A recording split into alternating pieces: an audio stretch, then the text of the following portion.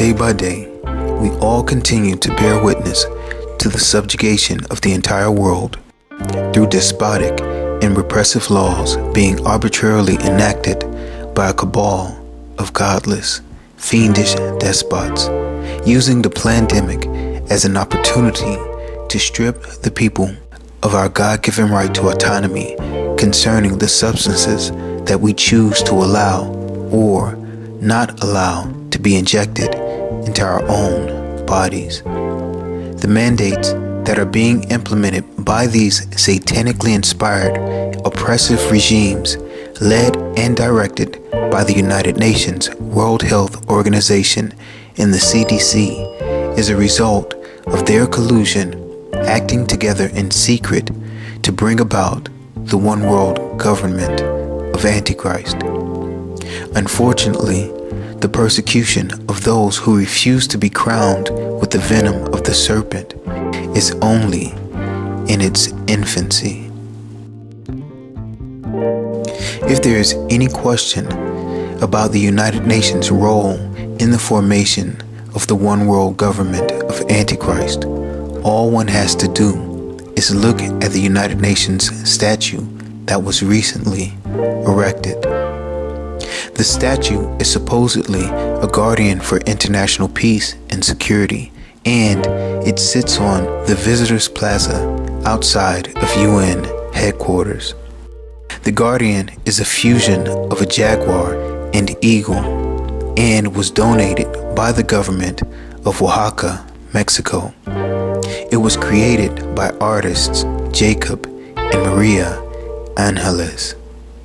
The fact that this so-called guardian represents peace and security points us to 1 Thessalonians 5:3, which declares, "For when they shall say, peace and safety, then sudden destruction cometh upon them, as travail upon a woman with child, and they shall not escape."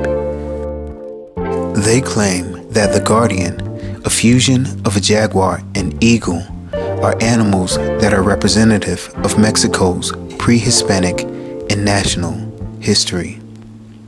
Well, in Mayan mythology, the jaguar was an aspect of the sun god and the ruler of the underworld, and thus points to the devil or Satan.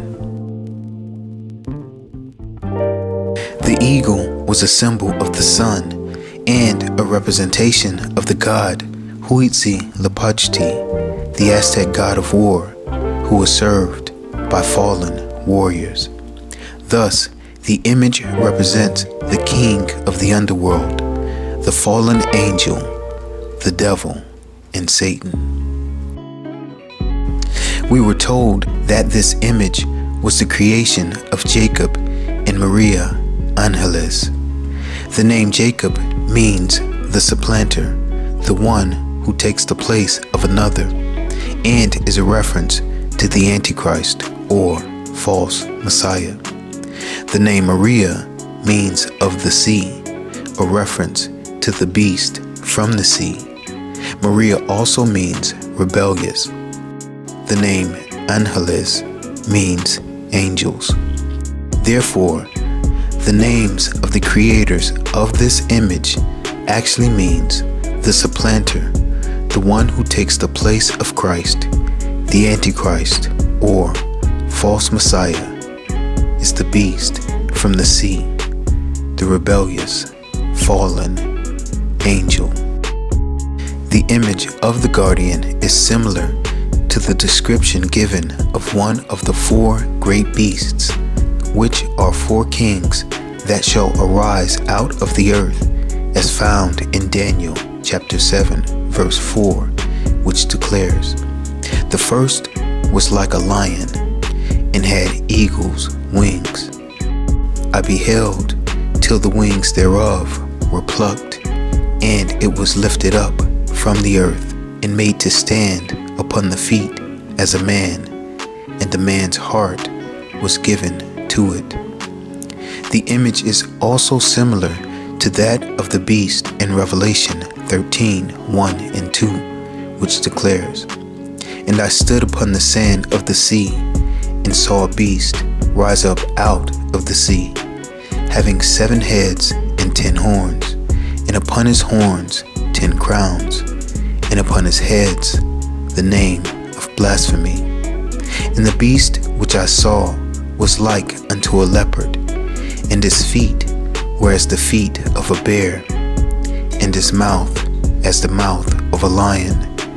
And the dragon gave him his power, and his seat, and great authority.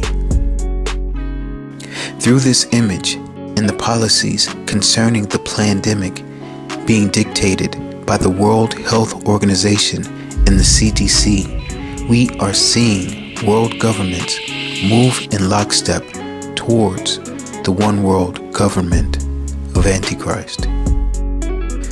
Although we have already seen sweeping changes across the world, including travel bans and mandatory quarantines, the implementation of vaccine passports, tracking or contact tracing, restriction of access to those not crowned with the venom of the serpent from certain services, including healthcare, denial of gainful employment, restricted access to grocery stores, recreational activities, and a general ostracism from society as a whole. This is only the beginning of sorrows. In the first stage of their plan, they offered incentives to try to coax you to submit. They tried to purchase your blind obedience and compliance. Now that that has failed to accomplish their goals, the plan is to force compliance on all outliers. The beta test for this new heavy-handed approach is being conducted right now in Australia. Australia is still a democracy, but its COVID restrictions are severe. It's hard to enter or leave the country unless you're a politician or a celebrity. Citizens are tracked with apps and soon by facial recognition. In some states, you have to have your phone scanned before entering a church. And some have been arrested for simply posting on social media about protests against COVID restrictions. The rest of the world is starting to ask if Australia can still be called a free country. Australia, a country of 25 million, has only seen a little over 2,000 deaths due to the pandemic. Despite that fact, this country's leaders have implemented severe restrictions on its population, turning the country into a modern-day dystopia. There have been several large and sometimes violent demonstrations against the lockdowns and against planned vaccine passports, and hundreds have been arrested. The government says the death toll would have been much worse without lockdowns, and is saying now that life can only return to normal when most of the country is vaccinated. They describe giving back our freedoms as some sort of a treat, as some sort of a reward, something that can be given back to us and aren't our fundamental freedoms that were stolen from us in the first place. Previously, we discussed Obama's speech on climate change, where he spoke about his dreams of dystopia for the world. There are times where I am doubtful that humanity can get its act together before it's too late. And images of dystopia started creeping into my dreams. One citizen described Australia as the world's largest prison. This is very interesting in light of the fact that Australia began as a prison colony, and since it's also called the land down under, this makes Australia a symbolic representation of the bottomless pit, the prison of hell down under. Remember, Australia, the US, and Canada formed an alliance called AUKUS. We must now take our partnership to a new level. A partnership that seeks to engage, not to exclude, to contribute, not take, and to enable and empower, not to control or coerce. And so, friends, AUKUS is born.